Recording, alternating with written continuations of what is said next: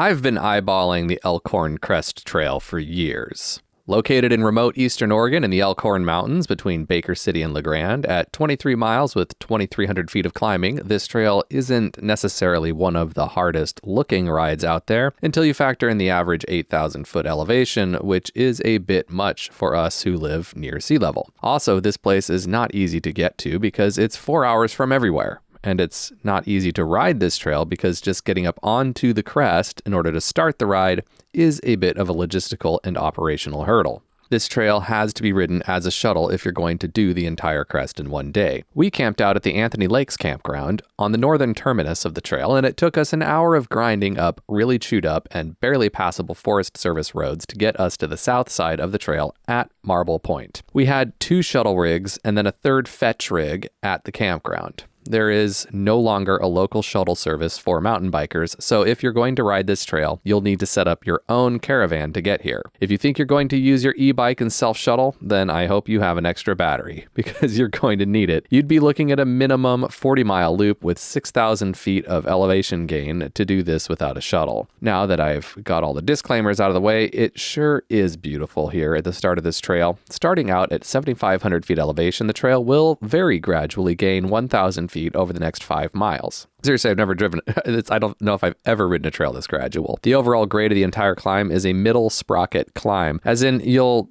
actually just use the middle sprockets in your cassette for most of this climb. It'll be really weird to you if you're from the west side of the Cascade Crest, where our bikes mostly just have 2 speeds, right? The top sprocket and the bottom sprocket. It honestly felt kind of nice to just pedal our bikes for an appreciable distance. I haven't done that in quite a while. The trail will remain this exposed for the entirety of the ride, by the way, so make sure you layer on the sunscreen. I forgot to put sunscreen on my legs, and my calves got pretty sunburned. My calves, right? I mean, how often do your calves get sunburned? Anyway, make sure you put sunscreen on all of your body parts. Also, the viewpoints will just keep getting better and better and better as you keep heading north. But as the views get more epic, the exposures continually get more consequential in a way that kind of sneaks up on you. While it's never as degraded or downright terrifying as parts of some trails around, like, say, Mount St. Helens can get, this trail does continually get more and more consequential as you continue to the north and keep encountering more and more epic scenery. Pay attention to how the granite is kind of a darker reddish gray here on the south end of the trail. Actually, I'm not sure if it's even granite over here. There's a pretty dramatic change in the quality and character of the rock as you head from south to north, and it'll become obvious later in the video. Another thing that's obvious is that you should like and subscribe, as well as navigate to patreon.com/voiceovertrails to help support the creation of additional informational content just like this. See what I mean about consequential exposures? This kind of thing just keeps getting more and more dramatic as you continue. There will be no point over the next 20 miles or so where you do not genuinely fear for your life every few hundred yards. These exposures are the reason this trail receives an expert rating. Do not try to ride this unless you're very, very comfortable with your level of control and you are very, very confident that you can dismount the bike if needed in very compromised situations. This is not a beginner or intermediate trail. Be smart and don't die. These lakes ahead are pretty, and I'm getting a better look at them now in the GoPro footage than I did while riding the bike. This is the kind of trail where you learn all about the importance of target fixation. The bike is going to go where you're looking, so unless you want to fall off a cliff, you can't look at the lakes while you ride. You can't look at a lot of the scenery while you ride. You'll just be staring directly at the trail in front of you. Anyway, it is pretty cool how you can clearly see that one lake drains into the other. Just so you know, if you run out of water on this ride, the only way you're getting more water is if you descend to the few lakes that are all located at least 500 to 1,000 vertical feet below the trail you're on. So make sure you start the ride with enough water. 3 liters ought to do it, unless it's hot. If it's hot, you'll need more. There are tons of viewpoints, just like this one on the ride. I think I already mentioned that. Tons of viewpoints? Yeah, lots of viewpoints like this. I'm not even showing you all the viewpoints. I think I kind of already mentioned, yes, I did. I did mention the viewpoints. The views? Yeah, they're great. They're great. So I stopped and took pictures because, you know, there's just too many to keep track of them all. But anyway, yeah, just take pictures. They're here. They're wonderful. You'll love it. Look at this. The more you keep riding, the closer you'll get to the creatively named Twin Lakes and the better views you will get of said lakes. So enjoy. Oh, hey, remember how I said that there's exposures on this trail? Yeah, here's more exposures for you. I guess now that I'm looking closer on the GoPro, right, it appears that the rock is more sedimentary on the southern end of the trail. I don't know, I thought it was granite. I wasn't looking at the rock all that closely. I was trying not to die. Well, anyway, it won't stay sedimentary. You'll see. You'll see the rock will change. Don't fall off of this sedimentary cliff. Oh, look. Look at this. More exposure. Most of the GoPro footage I have of this ride is literally exposure. Like every time I'd come into an exposure, I'd turn on the GoPro. Oh my gosh, look at this. And believe it or not, like I said, I'm only showing you select highlights. There was way more actual exposure than just what I'm showing you. Believe it or not. Have you heard believe it or not enough times in this review? Anyway, believe it or not, after the first 5 miles, the trail does finally start to descend. But the descent will be just as gradual, in fact, more gradual than the climb. And therefore, you'll barely notice. Actually, the descent loses 700 feet over 13 miles, while the climb gained 900 feet in 5 miles. So yeah, it's not going to feel like a descent. This first descent is relatively flat. The cool part about this very gradual descent is that you very gradually start to notice gradual changes in soil and vegetation as you descend. It's a subtle change, but obvious if you pay attention. So, about 10 or so miles into the ride, there's this phone someone set up so that you can call God. I mean, it's about time someone took care of this. I know my prayers haven't been working. I'm still gay after all. There wasn't a dial tone though, but the God phone is a great place to stop and eat lunch. So do that. Eat lunch at the God phone. Hey, take a look at the rock in this exposure. It was so bright that I was squinting with sunglasses on. That's the difference in types of rock that I was talking about. This seems like some sort of metamorphic granite or marble or something like that, and it's way more reflective. Also, the most high consequence exposures are in this very granite, marbly section. As seriously high consequence as the trail felt earlier in the ride, it's even higher consequence here as the entire character of the trail changes pretty dramatically. It's like you suddenly teleported to an entirely different part of the continent when you get over here. We found ourselves dismounting the bikes a lot more often in here. There was a lot of nope going on in this section. We didn't want to die. Yet. It's very pretty. For what it's worth, the trail also loses about 300 feet of elevation over a mile in this section, but you won't even notice that at all because you won't be able to ride most of it. You'll just be hanging onto your bike for dear life.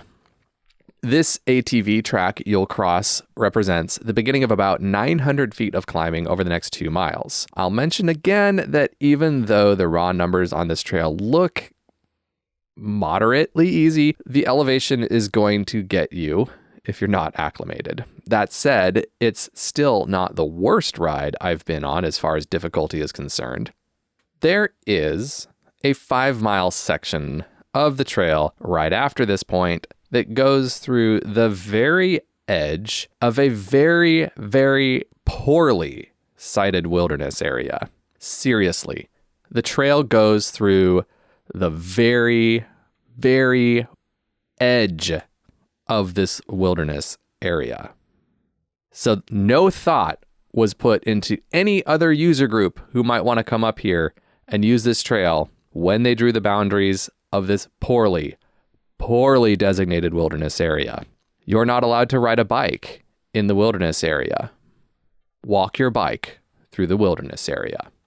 As luck would have it, you'll exit the forbidden wilderness at the top of the last descent to the campground. The trail will drop about 1,000 feet over approximately 3 miles, and while those numbers don't sound bad, this is not an easy descent. In fact, this descent feels very Canadian. With the type of rock I was seeing and the difficulty of riding this, I was practically hearing the Canadian national anthem in my head as I was riding this. This is also an expert level descent. Also, if I hadn't been on the bike for 20 miles before I got here, I think I would have had a lot more fun with this. But I and all the other folks I was riding with agreed that it wasn't that we were physically exhausted, right? 20 miles of pedaling with a couple thousand feet of elevation gain, 2,500 feet of elevation gain, that's not enough to exhaust you physically, or not most riders. We were mentally exhausted.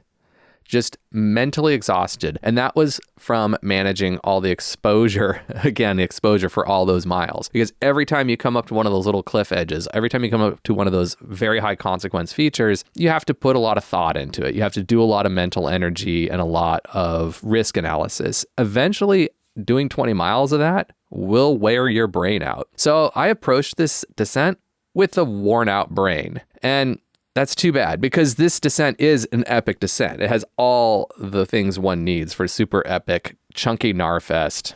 Like, I mean, it should have been great. But, instead, because I was so mentally exhausted, I just sort of approached this descent like it was a job I knew how to do. Like, it wasn't hard. I mean, it was challenging, but not really. I didn't so much ride this as execute it. So no flair. I just went for it. And that's just because, again, the mental exhaustion. That said, if you can somehow get to the top of this without being as tired as we were, this is genuinely one of the best descents in Oregon. It's very challenging, but it's chunky stuff through granite.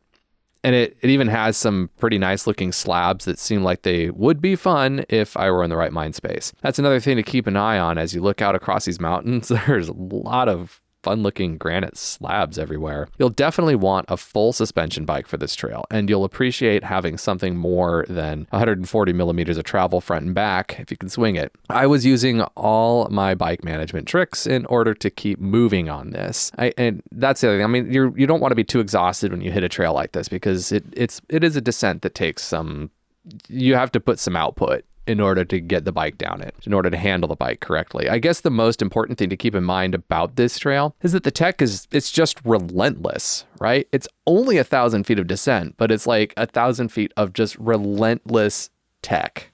After you're already mentally exhausted, it really was like just the fun of this is just testing your endurance. How far can you go? So you'll never get a break to stop and think. But all of that being said, it's so gorgeous, you won't really care about that. Just looking at this GoPro footage, it's hard for me to believe that I was even just here like a week ago, because I'm recording this about a week after I did this, just so you know. Anyway, it's still a good trail. I mean, if you can get out here and you can get all the shuttle rigs and the logistics together, you've got to ride this. You've got to ride. This is kind of a lifetime experience type thing. It's that important. It is a pretty cool trail. Anyway, I'd like to take this moment to thank all of my Patreon supporters, especially my Lomi Goodness level sponsors, Andy Suri, Brad Goodson, and Charles Kim. I'd also like to thank my Hero Dirt level sponsors, earning their mention at the end of this video. That's Bryce Ulrich, Devin Young, Edward Lanton, and Pedro Cantarini. If you'd like to join this list of sponsors, riding along the crest of support for this channel, supporting the art of snarky interventional informational content, navigate to patreon.com/voiceovertrails and sign up to contribute today. Now, get out there and go ride your bike.